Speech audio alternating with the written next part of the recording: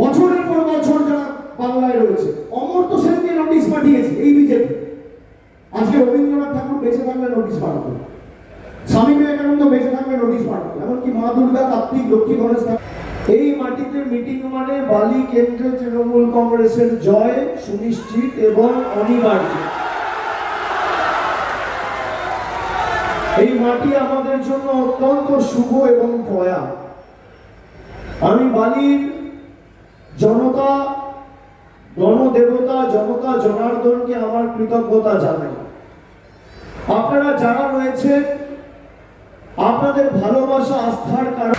উত্তরপ্রদেশে তো মমতা ব্যানার্জি নেই, আপনি দিয়ে দেখান না। ত্রিপুরাতে তো মমতা ব্যানার্জি নেই, আপনি দিয়ে দেখান না।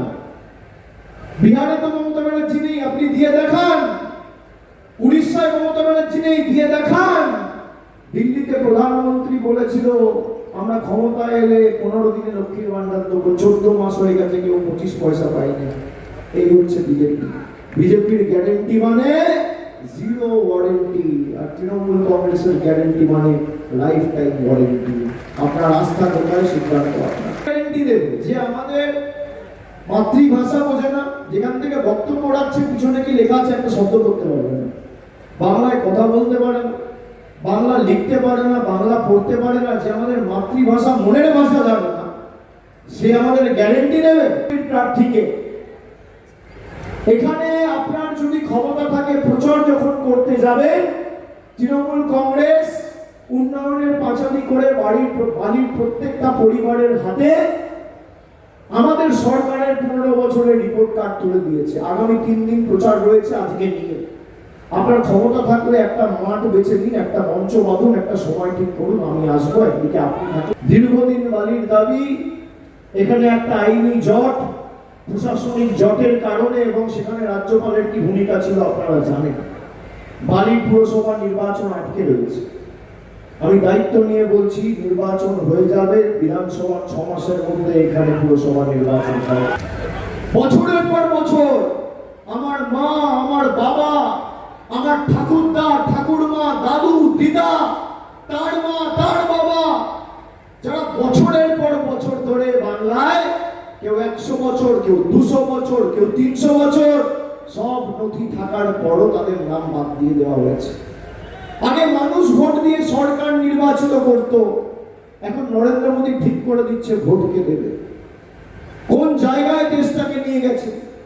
যেখানে নির্বাচন হয়েছে সব রাজনৈতিক দল হেরেছে, আর বাংলায় এত কিছু করেও তৃণমূল কংগ্রেসকে হারাতে পারেনি। যদি বিজেপিকে কেউ হারাতে পারে, একমাত্র তৃণমূল কংগ্রেস পারে। আমি যখন নবজোয়ার করেছিলাম, 3 মাস আমি রাস্তায় ছিলাম। আমার সব থেকে বড় উপলব্ধি, মানুষের ক্ষমতার আগে কারোর ক্ষমতা টেকে না। এই যে কৈলাস বলল আপনারা উঠে দাঁড়ান, অভিষেক বন্দ্যোপাধ্যায়কে স্বাগত জানান, আমি ক্ষমা প্রার্থী। আপনারা গণদেবতা, কেউ উঠবেন না।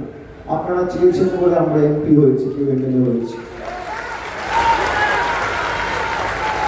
আপনাদের জন্যই তৃণমূলে কেউ নির্বাচিত হয়েছে, কেউ বড় পদ পেয়েছে, কেউ কাজ করার সুযোগ পেয়েছে। আর মানুষ চেয়েছে বলে কেউ মুখ্যমন্ত্রী, কেউ সাংসদ, কেউ বিধায়ক, কেউ প্রধানমন্ত্রী।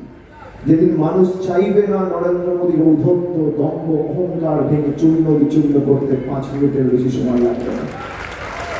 এত রাষ্ট্রশক্তি, ইডি, সিবিআই, ইলেকশন কমিশন, হাজার হাজার কোটি টাকা, হাইকোর্ট, সুপ্রিম কোর্ট, গদি মিডিয়া, সব বিজেপির মন্ত্রী, দেশের প্রধানমন্ত্রী, স্বরাষ্ট্রমন্ত্রী, প্রতিরক্ষা মন্ত্রী, স্বাস্থ্যমন্ত্রী, অর্থমন্ত্রী, রেলমন্ত্রী, 16টা রাজ্যের মুখ্যমন্ত্রী, 28টা রাজ্যের রাজ্যপাল, সব একদিকে আধা সামরিক বাহিনী সহ এসআইআর করে মানুষকে বাদ দিচ্ছে। তাও সব সমীক্ষা দেখাচ্ছে আবার তৃণমূল কংগ্রেস আসছে।